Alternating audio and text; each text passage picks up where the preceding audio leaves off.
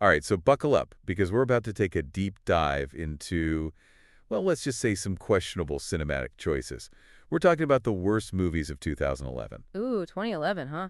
That's a year that gave us some real gems, or should I say not so gems. Definitely more on the not-so-gem side of things. We're basing this deep dive on the worst movies of 2011 list from the top tens, which, if you haven't checked it out, is a website where users can, create and vote on top 10 lists for pretty much anything. And me tell you, the comments on this particular list, they're a thing of beauty. It's like people really let their feelings fly when it comes to bad movies. Oh yeah, it's like a car crash you can't look away from. But it's not just about the entertainment value of reading these scathing reviews. Right, right. I think there's also something to be learned from analyzing what makes a movie truly, truly terrible. Yeah. Is it just subjective taste? Or are there some, universal elements of awfulness that we can all agree on? That's the age-old question, isn't it? Like, what makes a movie objectively bad? Yeah. Well, let's start with the movie that seems to have achieved universal disdain. Jack and Jill, that Adam Sandler masterpiece, or maybe not so masterpiece. Oh, Jack and Jill. I still have flashbacks to that one. Right. One user on the top tens even said they'd rather be like stuck in a mosh pit at a Screamo concert than watch this movie again. Oof. That's harsh, but I kind of get it. Yeah, yeah, me too. But let's try to, go beyond the gut reactions here and actually analyze what went wrong. What do you think was the biggest culprit in the case of Jack and Jill? The writing, the acting, Adam Sandler playing both Jack and Jill. Well, I mean, I think it was a bit of everything. The jokes were just so predictable and juvenile, Yeah, and the whole twin dynamic, it just felt incredibly forced and unoriginal. It's like they were trying too hard to be funny, and it backfired spectacularly. I think Adam Sandler's performance, or performances, I should say, definitely played a role in the film's demise too. It's like he wasn't even trying. Yeah, yeah, there is definitely a lack of effort there. And when the lead actor doesn't seem invested, it's hard for the audience to care. Exactly. It's interesting though because some people actually enjoy those so bad it's good Adam Sandler movies. Like they find a certain charm in their absurdity. That's true. That's true. But with Jack and Jill, it seems like even that cramp was disappointed. Yeah, yeah, it definitely crossed the line from intentionally bad to just plain bad. There's a fine line there, and Jack and Jill definitely tripped over it. Okay, so we've established that Jack and Jill was a comedic train wreck of epic proportions. Agreed. But let's move on to another movie that seemed to leave audiences scratching their heads. Mars Needs Moms. This animated film, it baffled people. The reviews on the top tens are just brutal. People are calling it weird, stupid, and a total waste of time. Oh, Mars Needs Moms. I remember that one. The animation was, well, let's just say it was a bit unsettling. Yeah, yeah. One user even said that they showed it to their students as a reward and then immediately regretted it. Ouch. Yeah, I think the problem with Mars Need the Moms was that it just tried to do too much. They were trying to be funny and heartwarming and action-packed, and it just didn't work. Like they threw everything at the wall and hoped something would stick. Right, and the animation style, it was just creepy. Creepy, yeah, that's a good word for it. It's like like the characters were trapped in some sort of uncanny valley. They weren't quite human, but they weren't quite, cartoonish either. They were just weird. Yeah, and I think that weirdness really took away from the story, which itself wasn't that original to begin with. It's true. It's true. It's like they took all these familiar sci-fi tropes and just kind of mashed them together without adding anything new or interesting. Okay, so we've talked about a comedy that failed to make us laugh and an animated movie that scared children, A winning combination. right? Now let's move on to a genre that's always, well, let's just say polarizing. The concert documentary. Specifically, we're talking about Justin Bieber, Never Say Never. Oh boy, here we go. Now I know this one's going to attract a lot of strong opinions, Uh-huh. and I think it's important to acknowledge that there's going to be some bias here. Absolutely. A lot of the people voting on this list probably weren't, believers to begin with. Right, right. So, their opinions are going to be colored by their pre-existing feelings about Justin Bieber. Yeah, but even if you take the bias into account, there's still a lot of, well, let's just say constructive criticism directed at this film. Oh, absolutely. One user on the top tens even gave it like a detailed rating system, giving the movie 85 out of 100 stars bad, which they clarified meant it was a horrible movie even for the genre. Wow, they really put some thought into that, didn't they? They did. But it does raise an interesting question.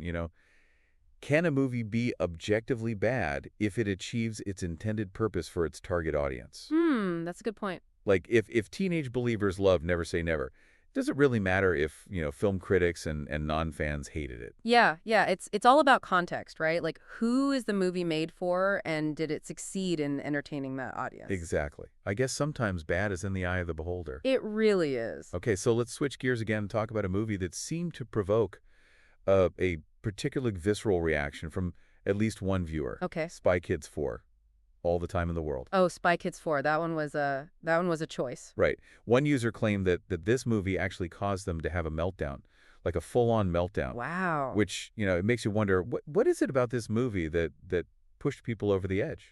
I mean, I think part of it was just franchise fatigue, The first Spy Kids movie, it was fun, it was fresh, it was innovative, but by the fourth installment, it just felt like they were running out of ideas. Yeah, yeah. And the special effects, which were, pretty groundbreaking in the first movie, they just looked dated and underwhelming in the sequel. That's like they were trying to recapture the magic of the original, but they just couldn't quite pull it off. Right, right. It's tough, when a franchise tries to appeal to both a new generation of viewers and the nostalgia of older fans. It's like walking a tightrope.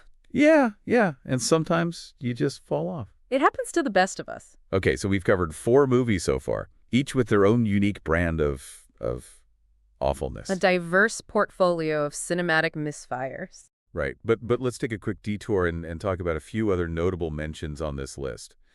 The Twilight Saga, Breaking Dawn Part 1, got a lot of flack. People were comparing it unfavorably to other teen romance films, and some people even said it was worse than Twilight. Oof, that's rough. Yeah, yeah. And then there's Alvin and the Chipmunks, Chipwreck, Oh no. which was singled out for its unoriginality and the feeling that it was just an unnecessary sequel. Which, let's be honest, is a common complaint with franchises that run out of steam. Yeah, yeah. But amidst all this negativity, there's actually a glimmer of hope, a shining beacon of individuality. Oh, One user actually praised Big Mamas, Like Fathers Like Son, calling it one of the best movies of 2011. really? Yeah. Wow. It's a beautiful reminder that taste is truly subjective. It really is. It really is.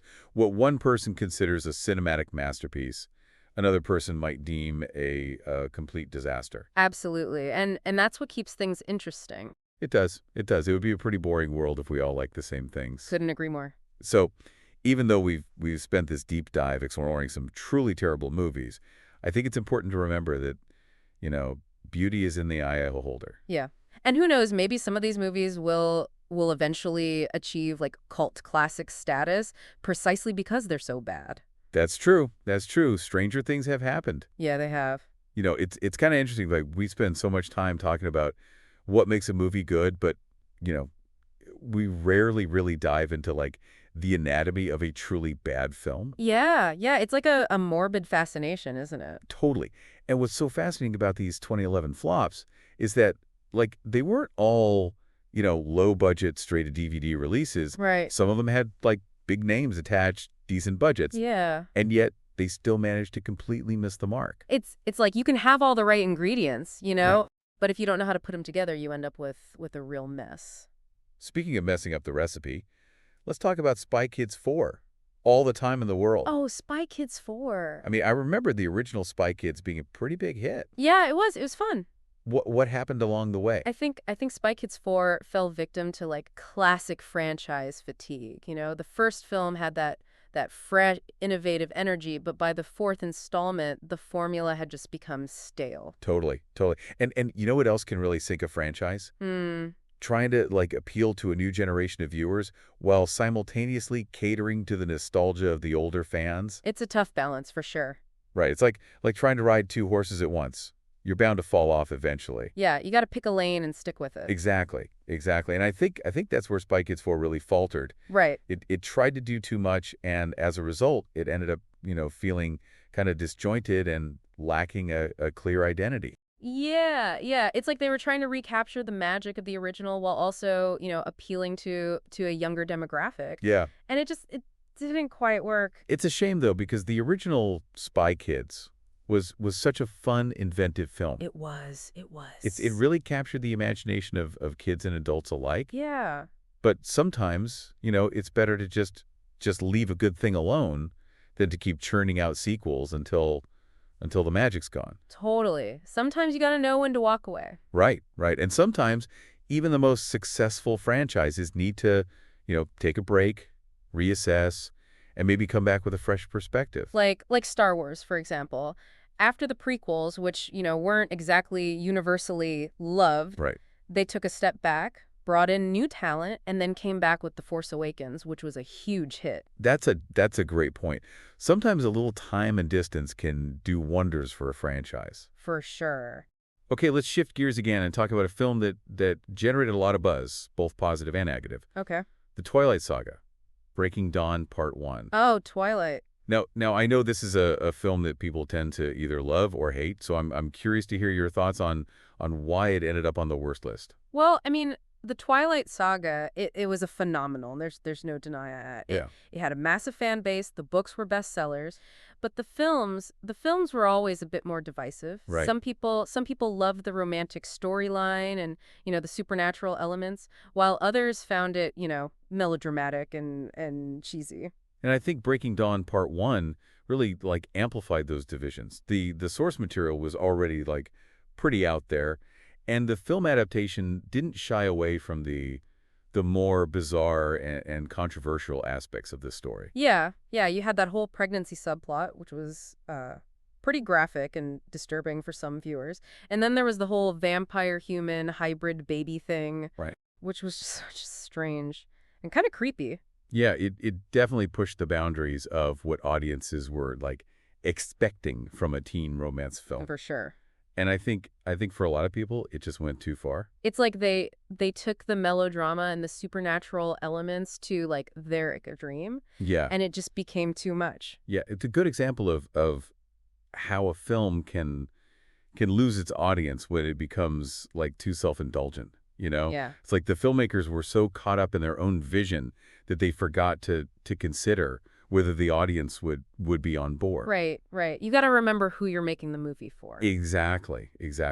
And what's interesting? A lot of the negative comments about Breaking Dawn Part 1 focus on the acting, particularly Kristen Stewart's performance. Oh, yeah. People were criticizing her for being emotionless and wooden. Interesting. And that's another area where a film can really falter, right? Yeah. Even if you have a compelling story, great visuals, a talented director, if the acting isn't believable, the whole film kind of falls apart. Yeah, the actors are the ones who bring the characters to life, and if they're not doing their job, the whole film suffers. Totally. All right, let's move on to a film that seemed to elicit a lot of groans from audiences. All right. Alvin and the Chipmunks, Chipwrecked. Oh, Alvin and the Chipmunks. Now, I have to admit, I've never actually seen any of the Alvin and the Chipmunks movies. You're not missing much. But I think it's safe to say they're not exactly known for their, cinematic brilliance. No, they're pretty much the definition of popcorn entertainment. They're light, they're fluffy, not meant to be taken too seriously. Right. But even within that genre, there are levels of quality. And based on the user comments, Chipwrecked seems to have sunk to the bottom of the barrel. So what went wrong? Was it just a bad movie, even by Alvin and the Chipmunks standards? Well, the common complaint seems to be a lack of originality. And a feeling that this was just another unnecessary sequel. The plot was predictable, the jokes were stale, and the chipmunks themselves were starting to feel a bit grating. Yeah, I could see how the novelty of talking chipmunks would wear off after a while. It's like the first time you see it, it's cute and funny, but by the third or fourth film, it's just okay, we get it. They're chipmunks, they can talk. Can we move on now? Exactly. And I think that's the problem with a lot of sequels, right? They rely too heavily on the formula of the original without bringing anything new or fresh to the table. Yeah. And eventually audiences just get tired of it. It's like eating the same meal every day. Eventually, even your favorite dish starts to taste bland and uninspired. Right. You need a little variety in your cinematic diet. Exactly. And I think that applies perfectly to the Alvin and the Chipmunks franchise. The first film was, a fun, silly diversion. Yeah. But by the time they got to Chipwrecked, it was clear that the creative well had run dry. Yeah, they'd squeezed all the juice out of that lemon. Totally.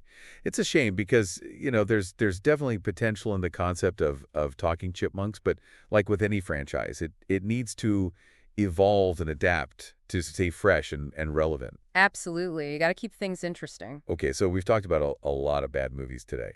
But amidst all this cinematic wreckage, there was one film that stood out for a different reason.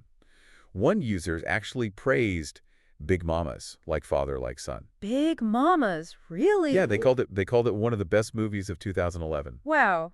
You know what? Good for them. Right. It's so refreshing to hear someone genuinely enjoying a film that most people dismissed as a critical and commercial flop. It really does underscore the subjectivity of taste, doesn't it? It does. What one person finds hilarious, another might find cringeworthy. Yeah, And that's okay. absolutely. We all have different preferences and sensibilities. Totally. And I think it's important to celebrate those differences. Yeah, If we all liked the same things, the world would be a pretty boring place. couldn't agree more. And I think that's a great note to end on.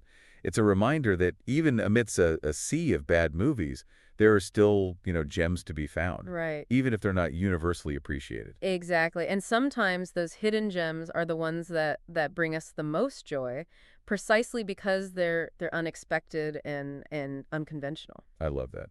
Well said.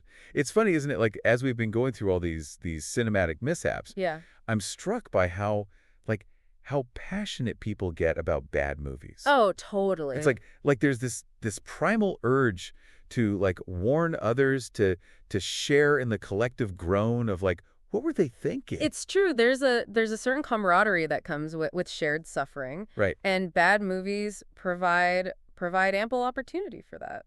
Totally. It's like a bonding ritual. You gather with your friends, you watch something truly terrible, and then you spend the next hour just dissecting every awful plot point, every cringeworthy line of dialogue, Right. every questionable special effect. It's a form of communal catharsis, Totally. and in a way, it makes you appreciate the good movies even more. Yeah, exactly. It's like after you've tasted the bitterness of a truly rotten tomato, Uh-huh. you savor the sweetness of a perfectly ripe one all the more. That's a great analogy. And speaking of Rotten Tomatoes, there's one film on this list that raises an interesting question about the limits of critique. Oh, One user mentioned Auschwitz as a potential contender for the worst movie of 2011.